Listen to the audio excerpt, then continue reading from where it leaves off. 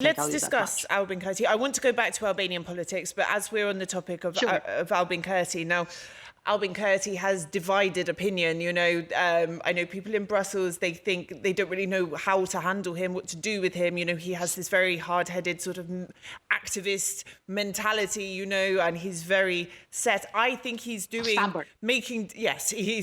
making decisions which are correct for Kosovo. However, in the international context, they are not resulting in the right outcomes for the country, unfortunately. But I want to ask you, what's your view of Kurti? Is he doing the right thing? And do you think the UK, the EU, the US sort of approach towards him, the sanctions that are being put down on Kosovo, the criticism, this sort of bias in the treatment between Kosovo and Serbia, do you think this is justified? Should Kosovo and Kurti say, okay, we should make some concessions, we'll toe your line for the end result? You know, what's your view on this? Okay, so there's a few things I can say here. Albin Kurti, I do not align politically with Albin Kurti. This is a fact. That Albin Kurti needs to get a little bit more sophisticated when it comes to his communication with Europeans and Americans. This is a fact also. Albin Kurti has got this thing that he does not answer. He texts messages, his phone calls, his contact when people try to reach him, and that's another mistake. But aside from this, I believe that Kosovo is in a very dangerous spot, because right now, not only do you have the Serbs still pushing for conflicts and whatever they want to do in there, but they kind of have some kind of support, not directly from Trump, but when Grenell does the business, because Grenell knows everything that goes on in the Balkans, and he does a lot of things that Trump doesn't even know about them.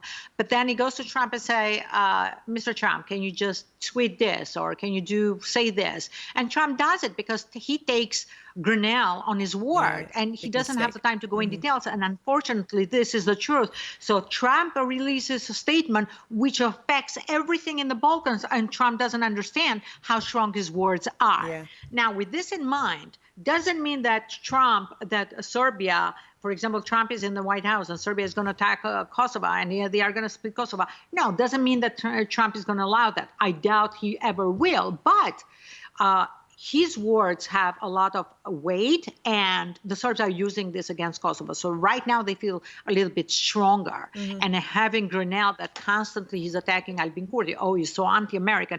How do you dare saying to the world that Albin Kurti is anti-American? Because he's the prime minister. When you say that, you're assuming that the people of Kosovo are anti-American, and that's the farthest truth, you know, it's so far away.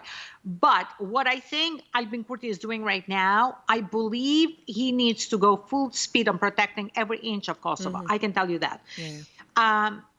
The way that, another thing I've seen recently, and Vjosa Osmani has done it a little bit also, they've been treating Europe and America a little bit more dignified. I am sick and tired of seeing the Albanians in Albania and Albanians in Kosovo not having self-confidence and self-esteem, and are constantly trying to please the Europeans and please the Americans. If I was the prime minister of Albania, I would have been very outspoken about this, and I would have told Vučić, they're touching an inch of Kosovo. We're all going to be there. Albania and Kosovo, there's no difference. Like, I would have gone this bombastic. I would have gone this radical on my responses to him.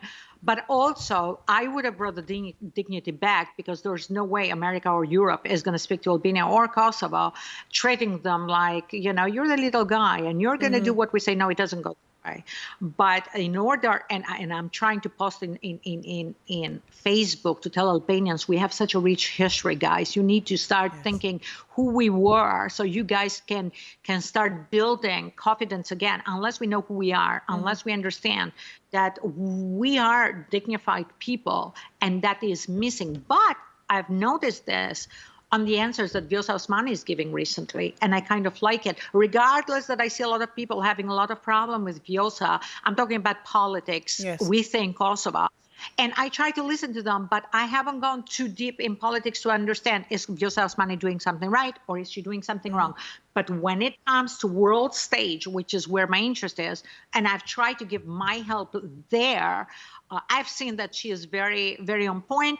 Albin Kurdi is doing the same thing. And I believe they need to continue this way by showing that we are dignified. Kosovo is a dignified state, though it's a very young state. We're not going to let 1 inch for Serbia to push back, to take from us. And we need to push back by showing history. Nobody is doing this. The history, there are facts from British academics that show that the Serbs were traded, sadly, as slaves in the 9th century, and they moved in our lands. And apparently the Americans didn't know this because we had Republicans in America going pro-Serbia, and they had no idea what was going on there until I spoke up. Now, we all need to do this, and not just that, but we need to say to their face that literally the word slave did come from the word Slav, sadly, but this is true. So they need to come to terms with their own identity and not start coming after us, because they, as far as I'm concerned, they were the illegal immigrants in the area. And let's talk about illegal immigration in Britain, in America.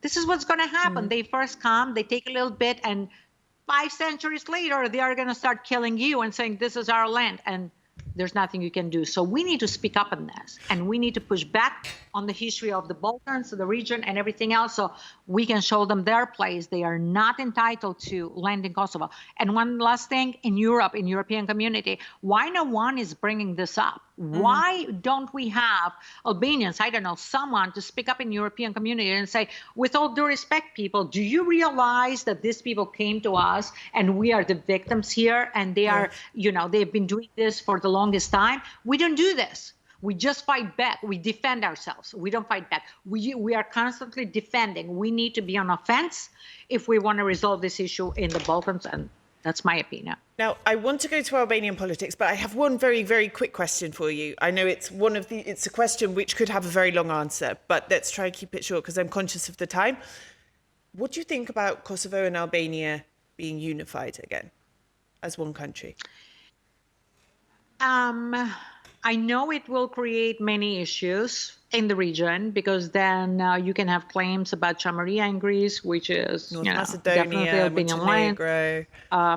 So there's a lot of other problems in there, and you can create many issues. That's one. Second, there's a difference in mentality. Albanians, government politicians are fully corrupt, and I hear some in Kosovo are too, but nowhere near where the Albanians are. So I don't think the Albanians of Kosovo will want us to, govern them. Because honestly, though they are a younger state, they are doing a much better job. In terms of democracy, rule of law, they're way ahead. And let me say, they are way more patriotic than we are. If you're a patriot in Albania and you speak out because you want to see Albania better, they all tell you, oh, you're coming here because you want to make money and you want to get corrupted. Like, these are the what I have gotten. And nobody thinks that, wait a minute, is there a chance that she wants to come and really make a difference in Albania and really clean up the mess and really stop everything that is going on and change the media, because the media is part of the problem in Albania. Nobody says that. One person has said it, Adriatic Lapai. He came to New York and he met a bunch of immigrants, and he goes, you know what? He goes, these people really want to see a change in Albania. Like, you need to speak to more people that have been, away for 25 years or more, for you to understand that you can be far away and you can be really patriotic without wanting to be corrupted or make money. But Kosovo is there. Albania is not there. And I see this as a major issue in between both of us. If we decide to, it will create a lot of issues.